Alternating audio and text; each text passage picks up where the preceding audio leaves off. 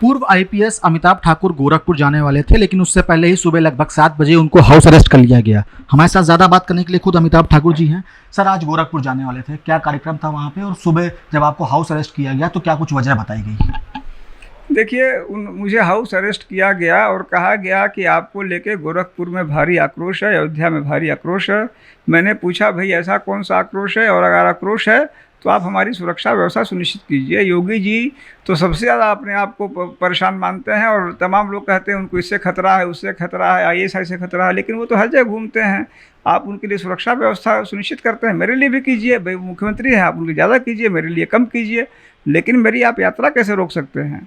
लेकिन वो मेरी बात नहीं माने, उन्होंने मुझे ज़बरदस्ती रोक लिया और एक लिख के दिया कि चूँकि वहाँ संसद के सुप्रीम कोर्ट के सामने जो एक महिला ने जो और एक पुरुष ने जो आग लगाई थी, उसमें लेके आपको लेके वहाँ महिलाओं में एक वर्ग विशेष में आक्रोश है। अब यह वर्ग विशेष कौन है ये ईश्वर जानता है, लेकिन उन्होंने ऐसा लिख के दिया, अतः आप 21 और 22 को नहीं जा सकते हैं अयोध्या और गोरखपुर। तो ये एक बड़ा ही विचित्र आदेश था, अवैधानिक आदेश भी है, लेकिन चूंकि मैं कानून का पालन करता हूँ, मैंने उसका पालन किया और मैं गोरखपुर नहीं गया।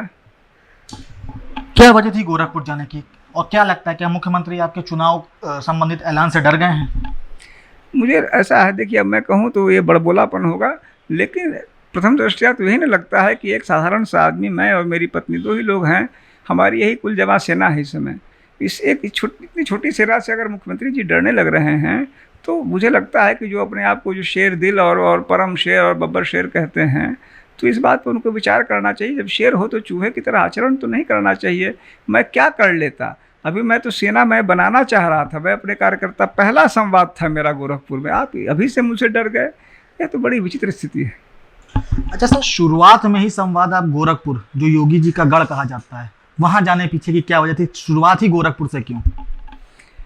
संभवतः यही वजह थी कि इससे उनका असली चेहरा सामने आता कि योगी जी जो है, जो अपने आप को इतने बड़े बहादुर कहते हैं, उनकी वास्तविकता क्या है, कि जो पहले दिन ही जब उनको इतनी घबराहट हो जाती तो आगे न जाने क्या क्या करेंगे।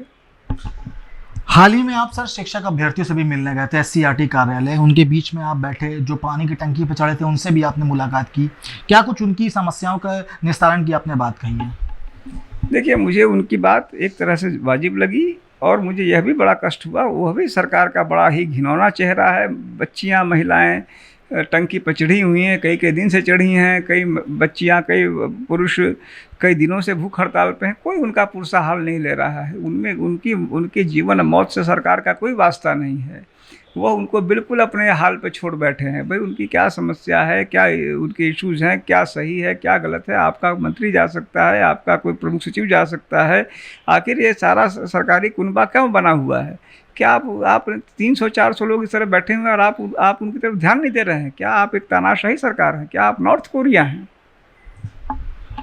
आज आपको हाउस अरेस्ट कर लिया गया, अब आगे की क्या रणनीति है? क्या दोबारा गोरखपुर जाने का कोई प्रोग्राम बन रहा है, या कुछ आगे नया करने का प्रोग्राम बन रहा है, कैसे देखते हैं?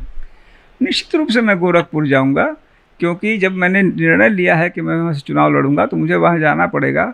मैं योगी जी तो हूँ नहीं कि मैं यहीं से ऑटोमेटिक बटन दबाए मेरे सारे काम हो। मुझे एक एक आदमी जुटाना होगा, मुझे एक एक जगह जाना होगा, हर गाँव मोहल्ले में जाना होगा, मुझे आदमी खोजने होंगे। उस सब में मेहनत लगती है। यदि मैंने घोषणा किया है तो मुझे उसके लिए मेहनत करना पड़ेगा और वहाँ बार बार जाना पड़ेगा, रहना भी पड़ेगा। बहुत बहुत शुक्रिया सर हमसे बात करने के लिए। तो गोरखपुर जाना पड़ेगा, गोरखपुर में जाकर चुनाव लड़ना है तो वहाँ पर रहना पड़ेगा, समय देना पड़ेगा और अपनी एक सेना तैयार करनी रहेगी, ये कहना है अमिताभ ठाकुर का।